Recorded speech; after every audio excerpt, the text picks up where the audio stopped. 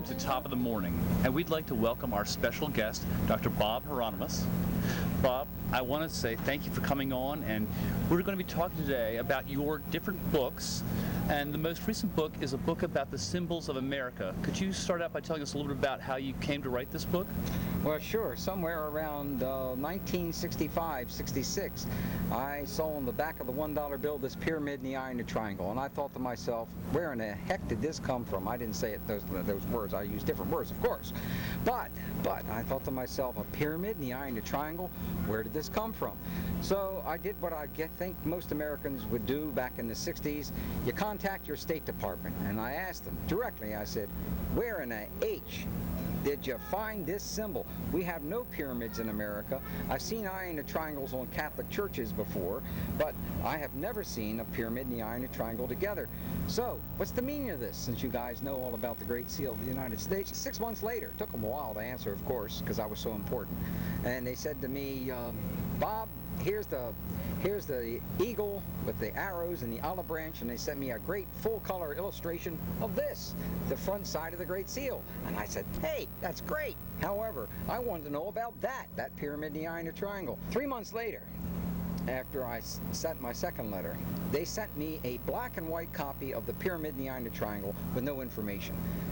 That really made me extremely unhappy, because I needed to know what this was, because I wanted to inculcate it in the various murals that I was going to do and paintings I was going to do. So I decided, well, they obviously don't know what this symbol means. So what am I going to do? I'm going to go out there. We didn't have an internet. Remember those days? Oh, yeah. With no internet? Well, we didn't have an internet. You had to read books, right? That's terrible to have to read books all the time. But I had to. So I found scores of sources of information. And I was fascinated by dozens. When I say scores, I'm not exaggerating. 80, 90 different books dealing with the Great Seal of the United States. And they all said this. They said, look, there were 50 of the 56 signers of the Declaration of Independence were Freemasons. Okay. And I said, whoa, holy cow. I mean, were the Freemasons taking over the world? What's going on here? And then after that, they said things like, the guys that designed the Great Seal, this pyramid, the eye and a triangle, and the eagle and everything else, those guys were all Freemasons. That was Thomas Jefferson, Benjamin Franklin, and John Adams. Well, I was a bit skeptical about that answer, because I knew John Adams hated Freemasonry and wasn't a member of Freemasons. And Thomas Jefferson was questionable, but I said, okay, all right, that sounds fascinating. So does it mean that the Freemasons are taking over our country? No. Well, it didn't mean that at all. As I found out years later, this was quite embarrassing, because you don't like to embarrass your teachers. And I had to embarrass a number of the guys that wrote these books, as I said, look, I looked into this, and this is what I found. I found that there weren't 50 of the 56 signers of the Declaration of Independence that were Freemasons. There were only 9. 9? Now, yeah, 9. Now, 9's a lot, but it ain't nowhere near 50, and it ain't nowhere near 15 or 20 or whatever. So I thought, how come? What are you guys saying? Where'd you get this information? And then, later on, I found out that it wasn't Thomas Jefferson, Benjamin Franklin, and John Adams that designed the Great Seal of the United States, but 2 individuals by the name of William Barton and Charles Thompson. Were they Freemasons? No. Well, this really threw me in for a loop. And it wasn't until after I completed my PhD in this area, it took 5.5 years of getting to the original records, because you got to go to primary sources when you do your PhD, or you're going to get flunked. Did you spend time in the Library of Congress, things like that? Of course, I had no choice. Yeah, I had no choice. To get to the most important sources, the Department of Interior, the Library of Congress and everything, you got to go back to what the Founding Fathers said. Because this thing about 50 of the 56 signers of the Declaration of Independence, the guys that designed our Great Seal were being Freemasons, sounded at first to be pretty logical, reasonable, because these looked to me to be Freemasonic secret society symbols. But unfortunately, as I found out, that is untrue. Now, why? Why could they be so wide of the mark? Exactly. What were they going? What were they really pointing to? Well, years later, as we get to the internet changed everything. right? For good and bad. I mean, you can publish anything or say anything you want, and it's authoritative on the Absolutely. internet. I read it. It must be true. Yep, it's no peer review, no editors, nobody to say this guy knows what he's talking about, doesn't know what he's talking about. And then I started finding out information that was just totally absurd, absolutely foolish, etc. And it wasn't just about the Great Seal they were talking about. They were talking about the American flag, the Statue of Liberty, the Liberty Bell, etc., as all being designed by not just Freemasons, but individuals that they refer to as people trying to take over our planet. Not just the world, but our planet. And I do They're almost the same want to thing. ask about that, because obviously there's a lot of negative connotations that come with those things. A lot of people are trying to spread a lot of negative thought. Why do you think they were out there doing this, and what did you find that made a difference in what you thought about this? Well, what I found out as the kind of thing that you learn back in your undergraduate days is that those who do not read, those who do not go to first sources, have to speculate. And when they speculate and they get an idea and it looks like it's about right, and they assume that it's correct, and they start publishing on it, then you got problems. Because for those individuals to have to run up against any kind of an analysis of what they do, they're not very happy when you tell them, hey, look, you said John Adams was a Freemason, right? No, he wasn't. Where did you get the reference? Well, I got it from this, that. And I said, but have you checked those references? Did you read them? No, I didn't read them, but I read about them on the internet, because the internet allows you to basically, as we said before, say pretty much what you want without any documentation. This disappointed me a great deal and caused me a great deal of trouble with those who I had befriended, who I thought were authorities in this area. And when I brought up these ideas to Manly Palmer Hall, who was still alive at that time, Paul Foster Case wasn't, Helene's weren't, all these other guys that wrote about this, Manly Palmer Hall basically delayed his answer to me for like 10 years. Wow. And I knew something was wrong just on that point, but I admired him so much that I thought to myself, he must know something I don't know, and all I want is his references. Wow. We'll be right back with Top of the Morning. We'll let you tell us more about those different people and what you found to be the difference in history. Thank you.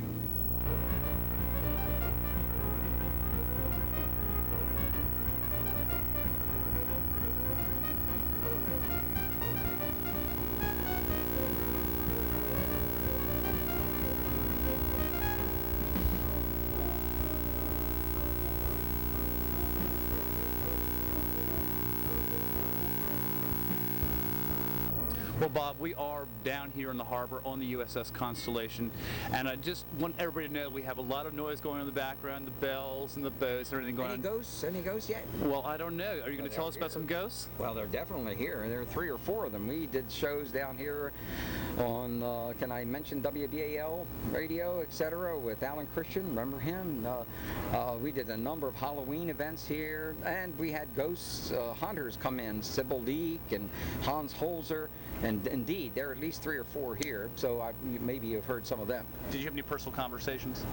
With them? No. I was mostly I was mostly concerned with the fact that here I am on the Constellation. I can't believe this. I mean, this is real history from the standpoint of this particular ship is enormously important to the history of America, and especially all those people who tried to save it. I mean, it's been a long, difficult road to keep this ship together from the standpoint. Very costly, and I'm glad they have, because in other administrations, like our present administration, it probably would have got dumped. If you don't mind my saying, and I apologize for saying that. But I'll still say it again if I have to.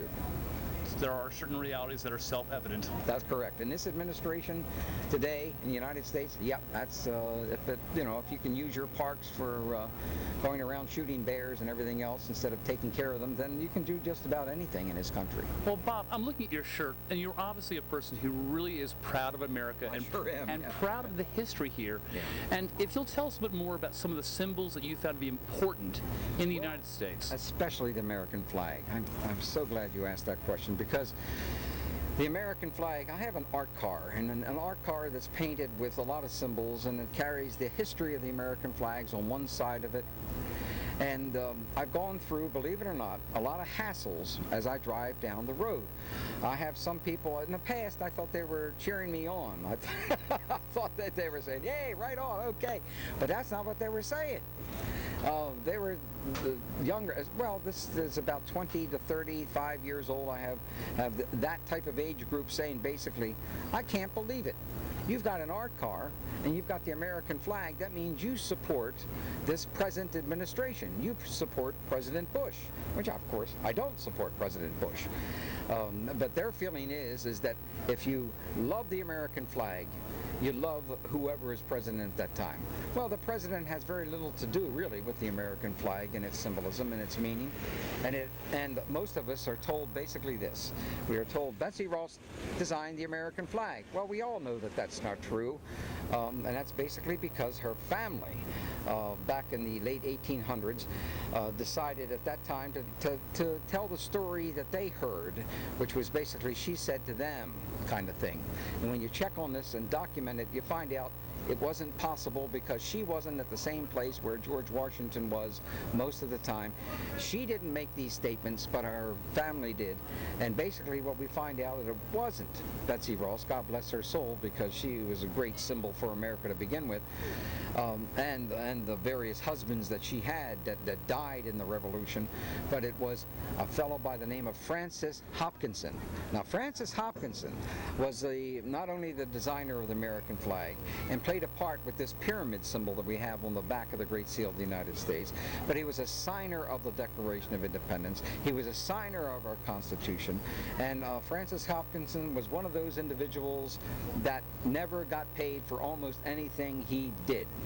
He was one of those guys also like Thomas Paine. Thomas Paine would of course write things that would excite Americans and bring us together, but music was extremely important in the colonies, and it was Francis Hopkinson who used to write the songs that Americans would sing that would be obviously not just pro-America, but breaking off and becoming independent of Great Britain. He sounds like a true patriot, someone who would make a sacrifice for America.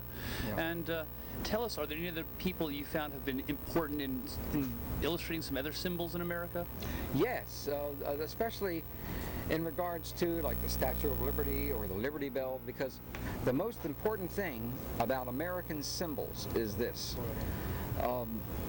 When you take a look at all of the symbols together, most of our symbols, the flag, the Great Seal of the United States, the Liberty Bell, the Statue of Liberty, are all talking about one most important thing, and that is balance.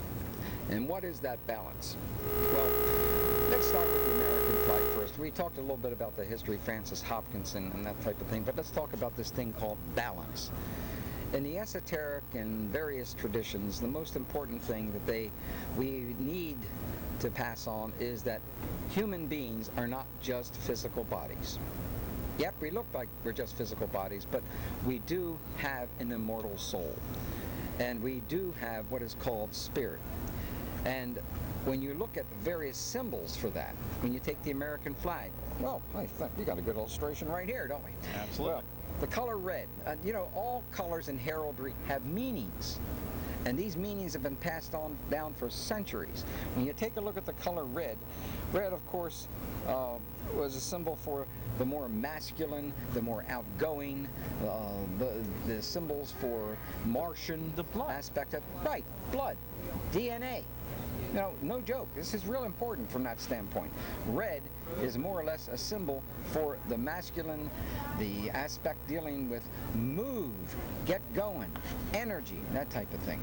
When you take a look at white, white is really the opposite. It's more feminine. It is the intuitive. They call it, of course, it's been referred to as purity and that type of thing, but it is related to the feminine qualities of intuition. And it's linked in astrology to the moon, whereas red is linked to the Mars. Mars is a masculine principle, the moon is a feminine principle, and what it's basically saying that you need to balance the feminine qualities and the masculine qualities. And that's how that's one interpretation of the stripes in the American flag. And red and white stripes are important in the American flag because our very first flags were just red and white stripes. The Sons of Liberty used the red and white stripes back 1775, 1774, in that time period. So red and white stripes have always been part of our flag. Well, Bob, we're going to take a little break here, and we'll be back with you and tell us more about the balance in symbols in America, and we'll be right back with more of Top of the Morning.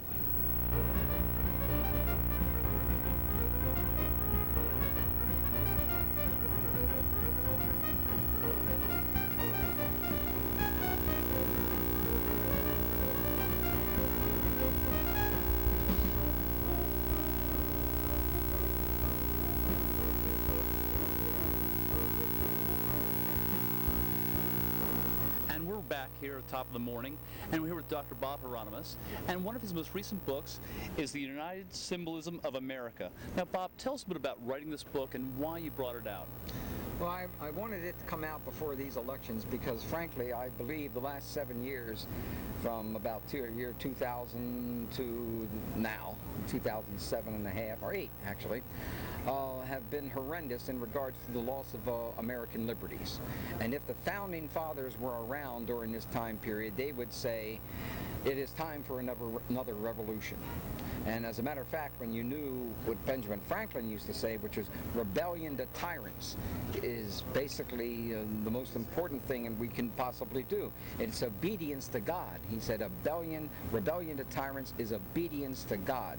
That is an important statement by one of our Founding Fathers, which meant by and large that, no, we do not need a dictator. We do not need a king. Now, what most Americans don't realize is that America almost lost its republic back in 1788, 89, and up to 1790 until Thomas Jefferson won the presidency, which was 1800. Yes. The battle was terrible in that up in New England, a place where you wouldn't expect it, Boston especially, and we have a lot of Boston Red Sox around here today, but up in Boston, yeah, I wouldn't believe this had I not done a lot of this primary research myself. But there were groups of individuals that were basically saying, hey, wait a second, human beings can't rule themselves. What we need, the Federalist Party said during the time period, is we need a king. And we got the perfect king. George Washington would be a great king. And they were really pushing this pretty hard at that time. And it was one man individually, Thomas Jefferson, who basically said, okay, this is going to be our battle. We're either going to be a republic or we're going to be another monarchy. And the guys up there in Boston were depending upon research by certain fundamentalists. Yes. And these fundamentalists were basically saying, as I mentioned earlier, that human beings can't rule themselves. They need a boss. They need somebody, it's the emperor, a king, or whatever like that, because they were looking at the French Revolution and how it failed, and they said, you know, we're going to go down the same road. And Jefferson and others said, no, we're not. We're not going to go down that road. Well, and so much of what happened, I think, with the French Revolution, if I understand, was the fact that there's such disparity in the wealth of the nation. Oh, yes. I mean, that's what the revolution was about. People, you know, the whole concept of people not eating. What are you going to do with the whole nation's not eating except for the kings and the queens and, you know, and the monarchy? And so, therefore, the French Revolution obviously was really about survival of the people in that comparison. And they were going to do anything they could to survive. They took it for centuries. And of course, that's what the Bostonians at that time, and especially the Federalist Party, linked up with to basically say, we can't do it. Look what they did in France. What they did in France is absolutely what we don't want to happen in this country, so therefore we need a king. Well, Jefferson really, it took him years to do it, but he not only held his own, but he inspired a number, especially Monroe and others to say, and Madison, look, you know, we're not going to head down this direction. That's not what our republic is basically about. So we have the same kind of thing that's happened in our country in the last 7 years. Exactly the same thing. You have fundamentalists, conspiratorialists who basically say, hey, look, when you take a look at the Statue of Liberty or the Liberty Bell, which we almost heard right there, yes, they look at them as satanic, which is unbelievable. Why are they satanic? Why would the Statue of Liberty be satanic to the fundamentalists? Because it's a female goddess. Now everyone knows if it's a female goddess, that's not possible, because God's a man, male, you know, that aspect of it. But that's only the beginning of what they would say about the Statue of Liberty and the Liberty Bell. They look, listen to this interpretation of the Liberty Bell. They're rewriting history. They did. Well, this whole last administration has been rewriting history, and you know, and it to the victors go the spoils. We all know that.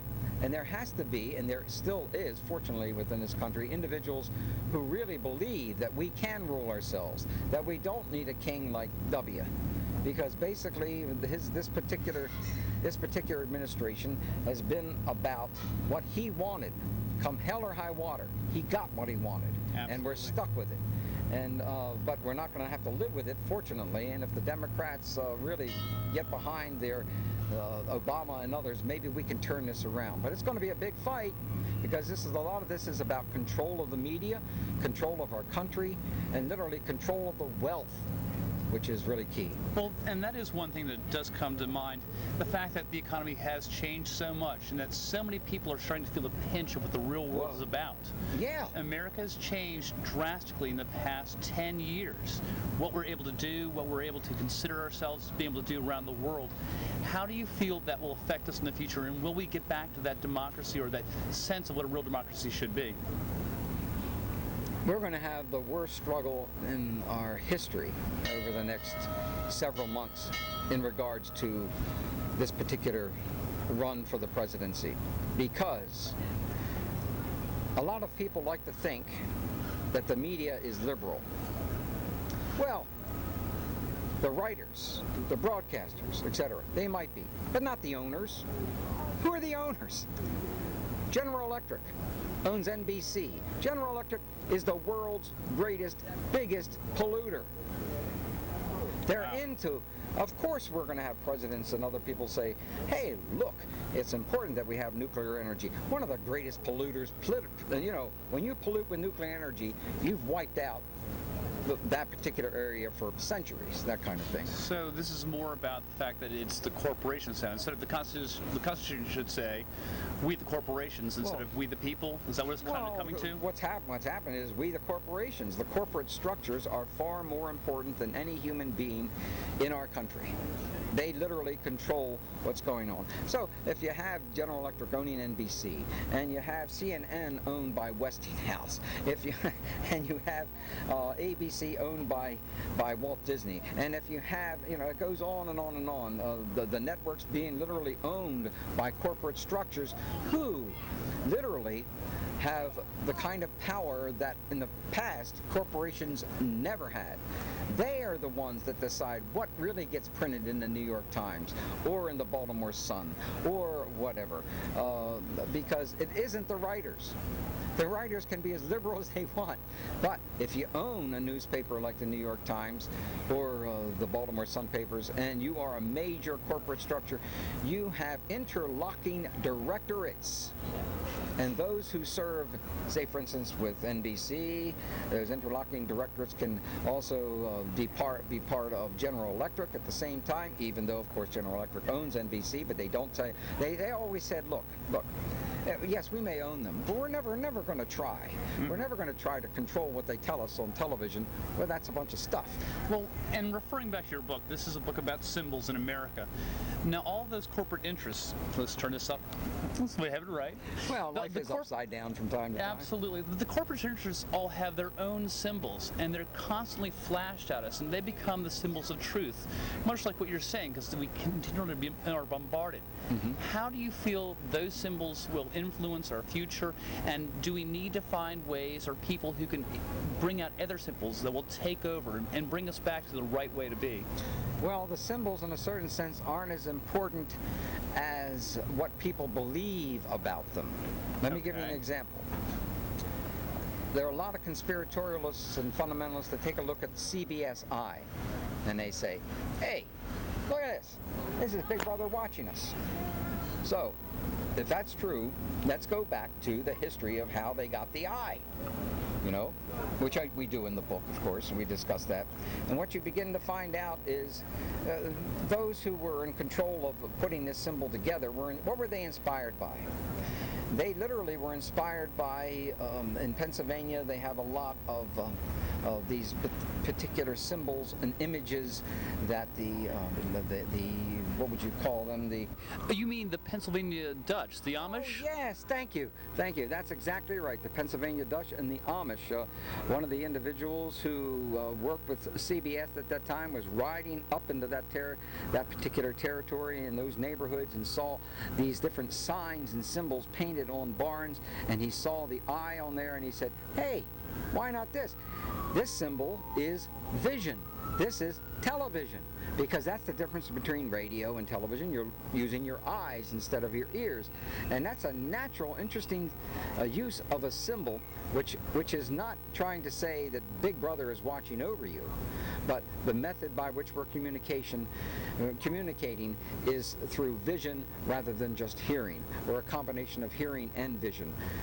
So that was a pretty important symbol to use. So unfortunately, a number of those individuals who take a look at certain symbols and take a leap of faith and say, hey, is that Big Brother? CBS is Big Brother? No, CBS isn't Big Brother, especially at the time of its founding, in which we know the history of how they got that symbol.